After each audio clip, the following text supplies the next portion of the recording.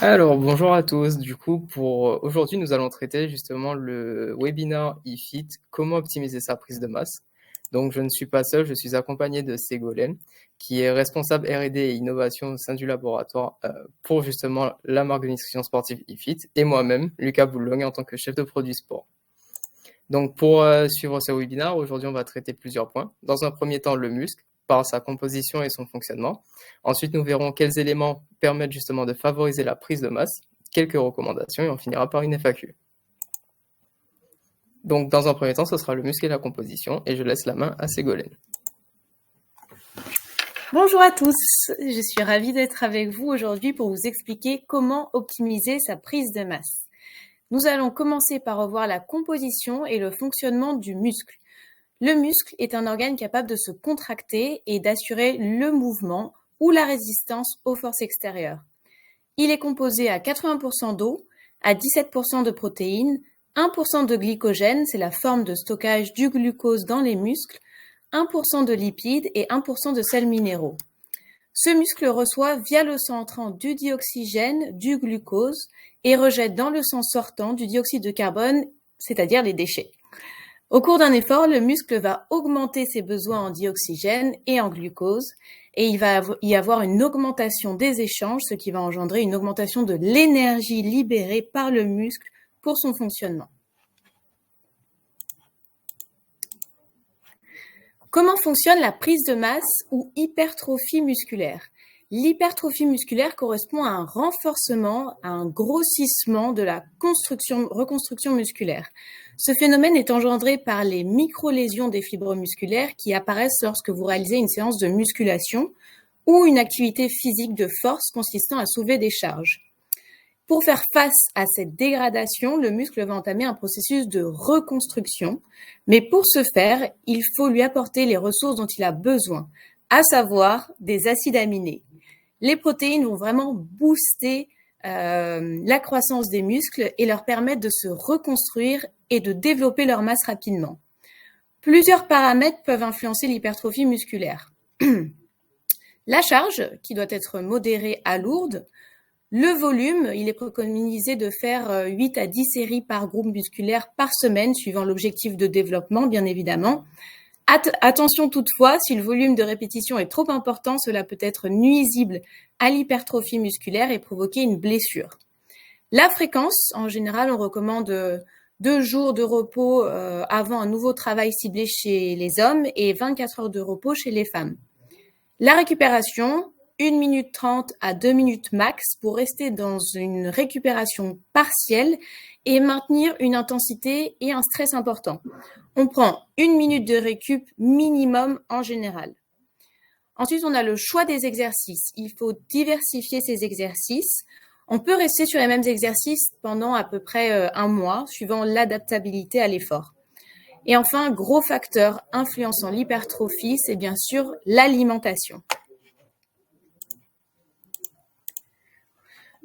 Comme je vous le disais précédemment, l'alimentation est clé dans le processus de prise de masse. Les protéines sont l'élément de base pour la construction du muscle. C'est l'élément de base de toutes les cellules vivantes. Les protéines sont constituées de séquences d'acides aminés. Il faut voir les protéines comme un collier de perles où les perles sont les acides aminés. Une protéine est constituée de plus de 100 acides aminés. En dessous, on parle de polypeptides.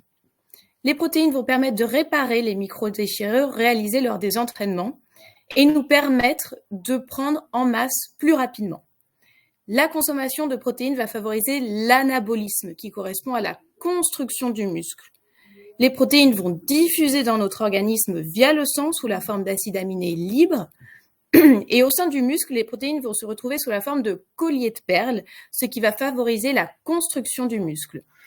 Au cours d'un effort et d'un exercice physique intense, le muscle va se détruire et c'est ce qu'on appelle le catabolisme. Les réserves en protéines vont se libérer pour nourrir notre muscle. Les protéines vont donc permettre la conservation de la masse musculaire. Elles ont donc un rôle ici anticatabolique. Enfin, pour limiter le catabolisme, donc la destruction du muscle, et favoriser une bonne récupération, il est important d'avoir un régime équilibré.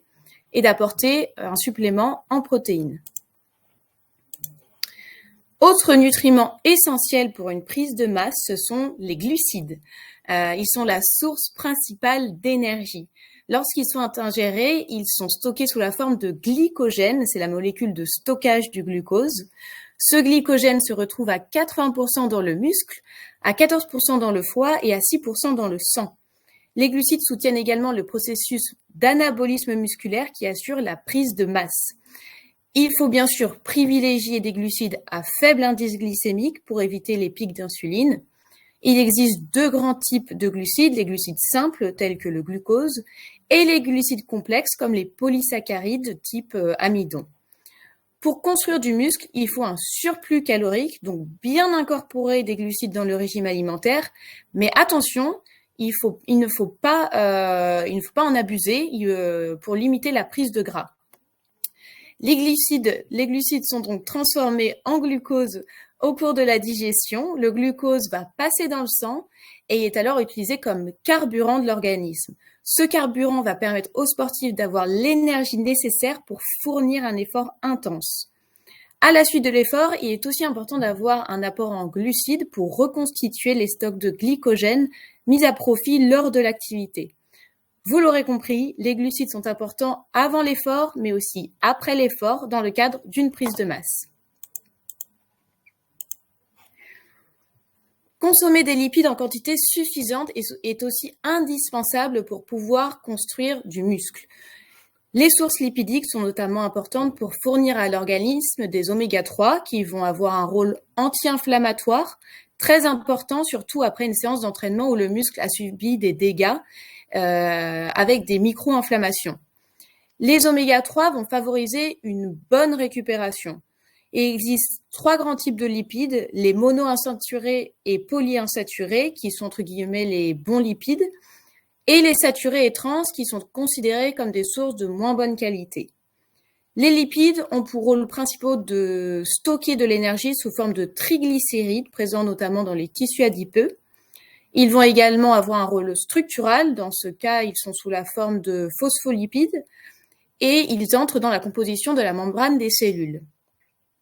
Enfin, les lipides servent de précurseurs pour la biosynthèse de différentes hormones, dont la testostérone, hormone avec un rôle central dans le développement musculaire, puisqu'elle a un effet anabolisant et va donc permettre de développer la masse musculaire.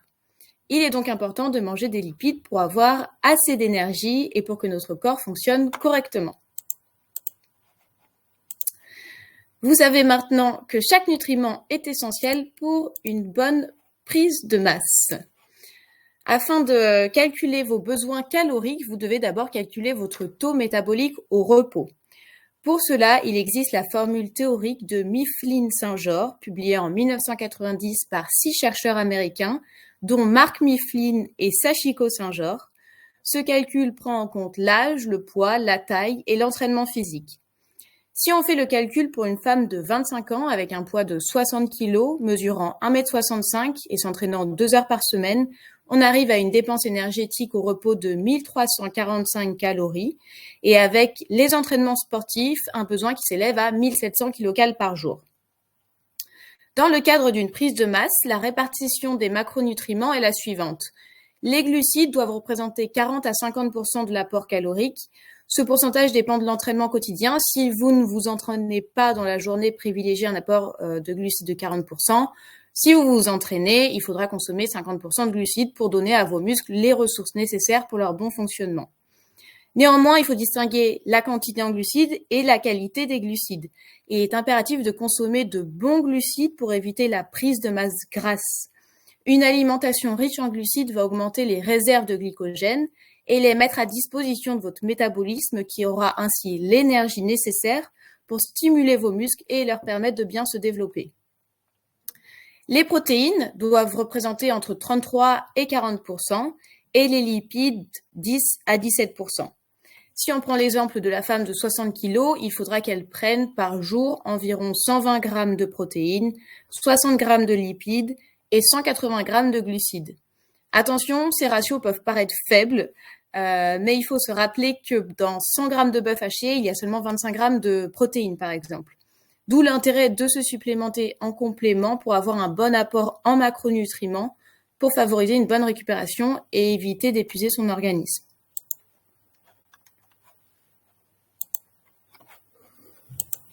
Merci Sego pour cette intervention. Du coup, moi je vais vous parler rapidement un petit peu des différentes morphologies qu'on peut retrouver. Donc il y a dans un premier temps le profil ectomorphe, qui en fait se caractérise par une silhouette qui est relativement fine, un profil qui du coup aura du mal à prendre du poids, du volume, que ce soit en masse grasse ou en masse musculaire.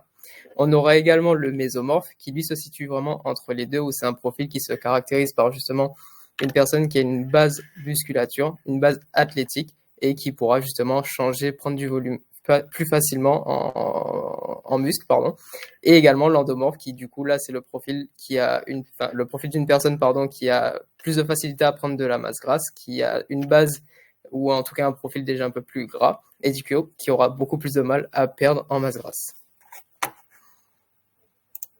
Ensuite, du coup, pour rester justement dans les morphologies, je vais vous recommander justement certains produits qu'on peut associer selon les objectifs. Donc, pour un profil ectomorphe, en ce qui concerne la prise de masse, on va plutôt s'orienter vers un produit comme le Gainer Max pour l'apport calorique. Également des BCAA, 4-1-1 ou 8-1-1 selon l'intensité de l'effort pour maximiser la récupération musculaire. Il y aura également de la pure créatine pour l'apport énergétique et du pure pré-workout pour optimiser justement la séance. Pour ce qui est du maintien ou de la construction musculaire, on va s'orienter plus vers la whey gainer, qui est un apport calorique et protéique. C'est un ratio optimal justement dans ces deux éléments et on vous en parlera un peu plus tout à l'heure. On va également supplémenter en BCA, toujours dans le même principe de récupération musculaire, une boisson de moins de 3 heures pour l'apport énergétique et également le pure pré-workout pour l'optimisation de la séance. En ce qui concerne le mésomorphe, pour l'objectif de construction musculaire, on va s'orienter vers la pure whey, qui est là pour le coup l'apport protéique le plus optimal pour lui. Des BCAA toujours dans le but de la récupération, la pure créatine pour l'énergétique et la pure pré-workout pour l'optimisation de séance. Et pour la période de sèche, on va s'orienter vers la pure isolate, la BCAA, la L-carnitine pour l'apport énergétique et enfin l'L-arginine pour l'optimisation de séance. Enfin, pour terminer sur l'endomorphe, pour lui sa cible de perte de poids, on va plutôt s'orienter vers le Riped Max et un apport protéique. Les BCA toujours dans la récupération, Riped Max CLA 3000 pour le brûleur de graisse et la L-carnitine pour l'apport énergétique. Et enfin, pour tout ce qui est maintien ou construction musculaire, ce sera de la Pure Isolate, des BCA, le Tribulus pour l'apport énergétique et enfin l'Aminomax Pro pour optimiser sa séance. Maintenant, nous allons traiter justement quelques questions fréquentes qu'on va retrouver autour justement de la prise de masse.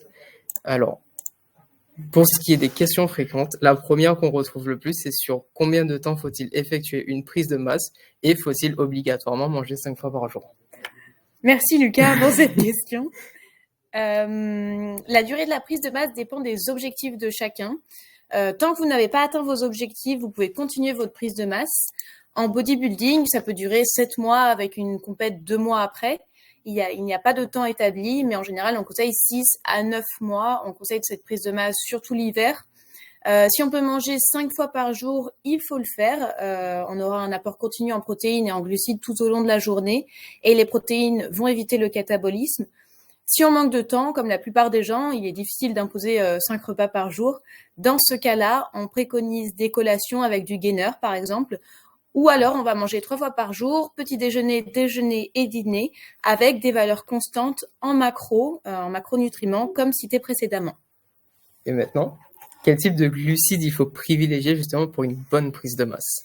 Alors, juste avant de répondre à cette question, je tenais simplement à préciser que pour les végétariens, concernant l'apport en protéines, il faut toujours mélanger céréales et légumineuses, donc riz et lentilles, pour avoir un aminogramme complet et avoir une bonne source de protéines.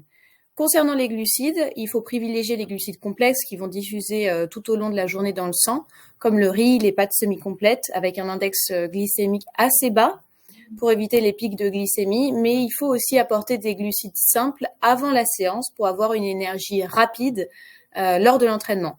Il est donc important d'avoir des glucides complexes tout au long de la journée et des glucides simples juste avant les séances d'entraînement.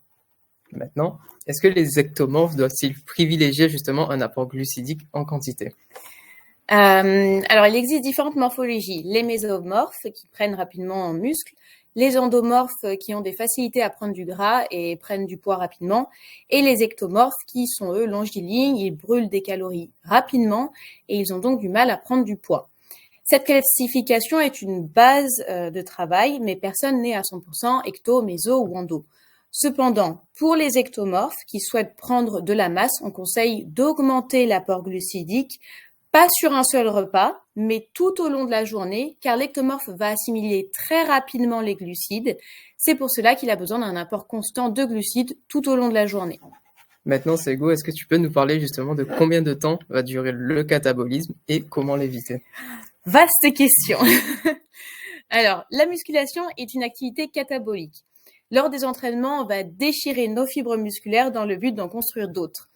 La musculation va entraîner du catabolisme pendant l'entraînement, mais aussi après l'entraînement, si nous avons une mauvaise récupération. Lors de l'activité, le corps va chercher de l'énergie. Il va puiser dans ses réserves de glycogène, mais aussi dans ses protéines pour obtenir du glucose et des acides aminés comme source d'énergie. D'où l'intérêt de se supplémenter pendant la séance en acides aminés et en glucides. Après la séance, le corps est toujours en catabolisme, car on vient de se déchirer les fibres musculaires. Donc, on va chercher à optimiser la récupération. On va apporter à notre corps les protéines et les glucides dont il a besoin pour faire pencher la balance vers l'anabolisme musculaire. Pour cela, il faut prendre une collation grand maximum 45 minutes après la séance, car on va venir tirer parti de la congestion de nos muscles. On va l'utiliser à notre avantage. La congestion musculaire est localisée dans la zone travaillée. Les vaisseaux sont dilatés dans la partie du corps que nous avons travaillée. On va avoir une augmentation du flux sanguin dans cette zone en particulier. Et ça tombe bien, car en prenant une collation 30 minutes après l'effort, on va pouvoir apporter directement les protéines dans la zone ciblée. Par exemple, je touche mon bras. Par exemple, si on sort d'une séance bras, on va apporter plus rapidement des protéines dans les bras, donc la zone ciblée, d'où l'importance du timing. Nous avons vu comment éviter le catabolisme. Après, concernant la durée, il n'y a pas de durée déterminée. Il y a du catabolisme pendant et après l'effort. Il faut surtout chercher à optimiser la phase anabolique pour limiter le catabolisme. Et du coup, pour terminer justement à propos des questions fréquentes, peux-tu nous dire quand faut-il consommer des lipides et pourquoi il faut surtout éviter une surcharge de lipides? Alors, il faut consommer les lipides loin des entraînements, car la digestion des lipides est assez lente. Il faut éviter d'apporter les lipides juste avant ou juste après l'effort, car on a un besoin de macronutriments à assimilation rapide pendant ces deux périodes. Le mieux est de consommer les lipides le matin, ça va apporter de l'énergie progressivement tout au long de la journée.